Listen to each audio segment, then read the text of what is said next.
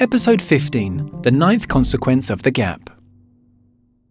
We are often told that one of the main problems with the present economic order is the increasing and often gross inequality between the haves and the have-nots, and that this disparity is exclusively caused by private enterprise and the free market. But what is really driving this whole process?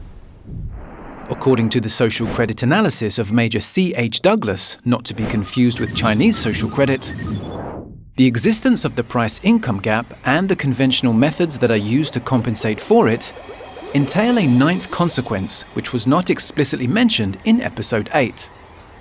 The concentration of wealth, privilege and power in fewer and fewer hands. In other words, the unnatural distribution of financial rewards to stakeholders in the banking system and throughout the corporate world is a natural consequence of how our money system works. It is our financial software that is mainly at fault. Let's do a quick recap. There are two types of money which constitute the money supply: bank credit and currency, i.e. notes and coins. Bank credit is an exclusive creation of the private banking system. Notes and coins are typically created by a government, but usually only enter the economy after they have been purchased by a private bank, which pays for them at face value through the creation of digital bank credit. What this means is that the private banks exercise a material and very often a functional monopoly on our money supply. At the same time, every unit of bank credit that is created out of nothing via a bank loan or bank purchase is shadowed by an equivalent debt, or at least by the expectation of repayment to its originator. Thus, when these bank credit deposits are returned to the bank in repayment of a loan, or to purchase a bank-held security, or to cover the costs of banking services, the bank credit is destroyed. What this means is that we live in a debt money system where bank credit cycles in and out of existence.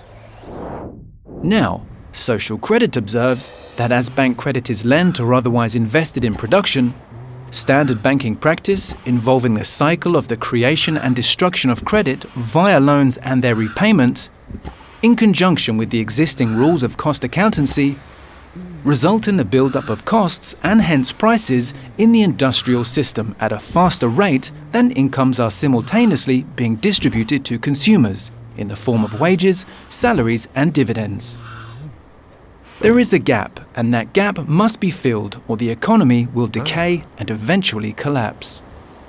Since the private banking system possesses a monopoly on the creation of bank credit, the only way of filling this gap, the only way of obtaining additional consumer buying power, is by borrowing more money into existence from them.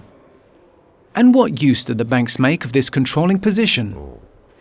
Unfortunately, they impose as many self-serving terms as they can with respect to the allocation of credit, the payment of interest, and service fees on loans, and the determination of loan expiry dates, etc., apart from and ahead of the public interest.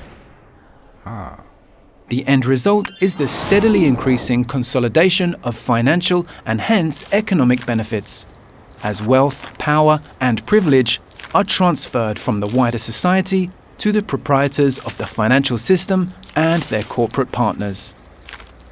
Banking, as it is currently run, is an anti-social business. This animated series was sponsored by the Clifford Hugh Douglas Institute for the Study and Promotion of Social Credit. For more information on Douglas Social Credit, please visit socred.org or socialcredit.com.au. Be sure to like this video and please subscribe to our channel.